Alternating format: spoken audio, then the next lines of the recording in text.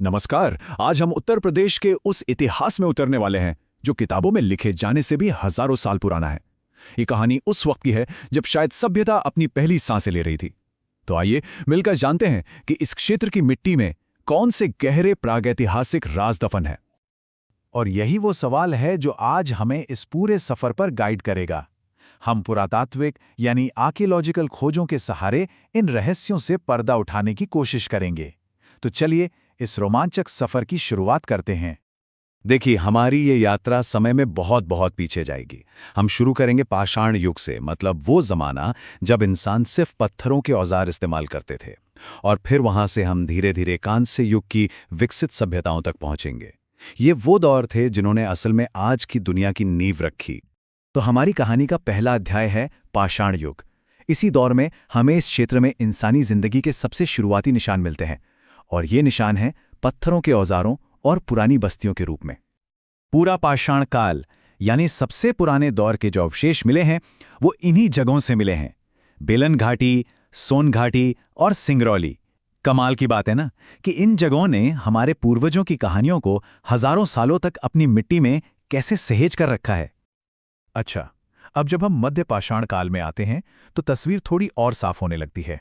इस युग ने हमें उस वक्त के समाज की एक बेहतर झलक दी है, खासकर प्रतापगढ़ जिले में जो खोजें हुई हैं उनके जरिए।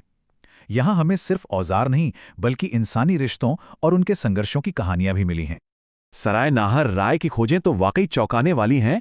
यहाँ हमें संगठित युद्ध के शायद सबसे पुराने सबूत मिलते हैं। सोचिए जरा। और साथ ही एक ही कब्र में दफन ये 4 कंकाल, ये उस समय के सामाजिक रीति रिवाजों और शायद किसी बड़ी त्रासदी की कहानी कहते हैं।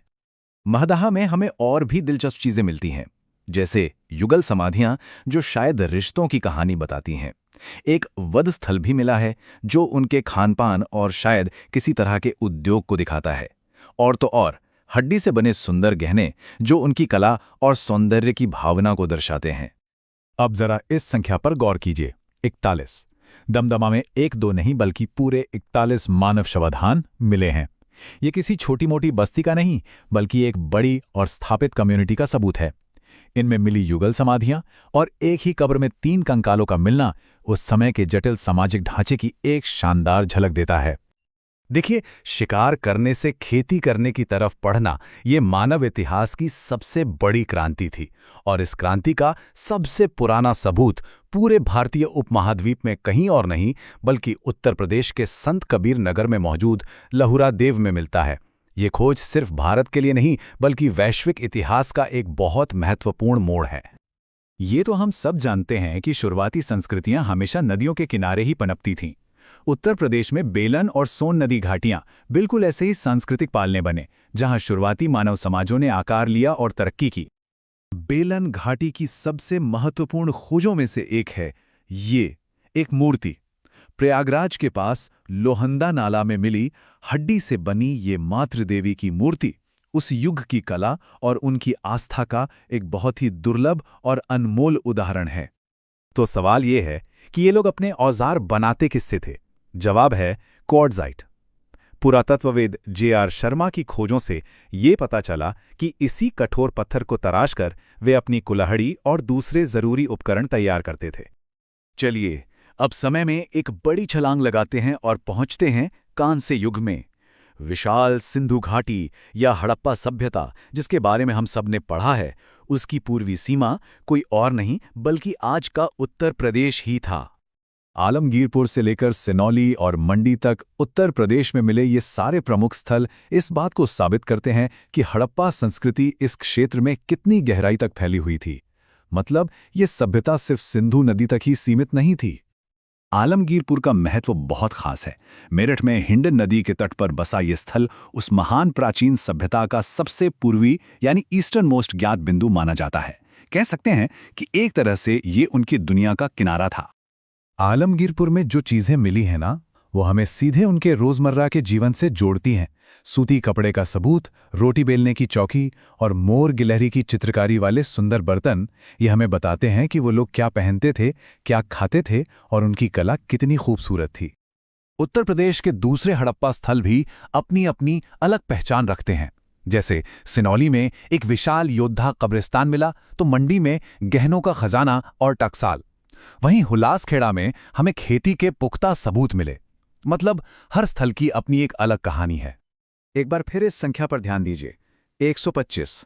सिनौली में 125 कब्रों का मिलना और उनके साथ मिली तांबे की तलवारें, ये इस बात का संकेत है कि ये कोई साधारण कब्रिस्तान नहीं था, बल्कि शायद एक बहुत बड़ा सैन्य या योद्धा स्मारक स्थल रहा होगा। तो इन सभी खोजों से हम सीखते क्या हैं? ये हमें उस विरासत से रूबरू कराती हैं जो हजारों साल पुरानी है, लेकिन साथ ही ये अपने पीछे कई अनसुलझे सवाल भी छोड़ जाती हैं जो आज भी इतिहासकारों और पुरातत्वविदों को सोचने पर मजबूर करते हैं। इन सभी अलग अलग जगहों को एक साथ क्या जोड़ता है? एक चीज है, ये मिट्टी के बर्तन जिन्हें BRW यानी ब्लैक एंड रेड वेयर संस्कृति कहा जाता है। ये खास स्टाइल के बर्तन एक सांस्कृतिक धागे की तरह हैं जो इन सभी बस्तियों को आपस में जोड़ते हैं। तो इस पूरे विश्लेषण की सबसे महत्वपूर्ण बातें क्या हैं? उत्तर प्रदेश की भूमि ने हमें संगठित युद्ध का सबसे पहला प्रमाण दिया।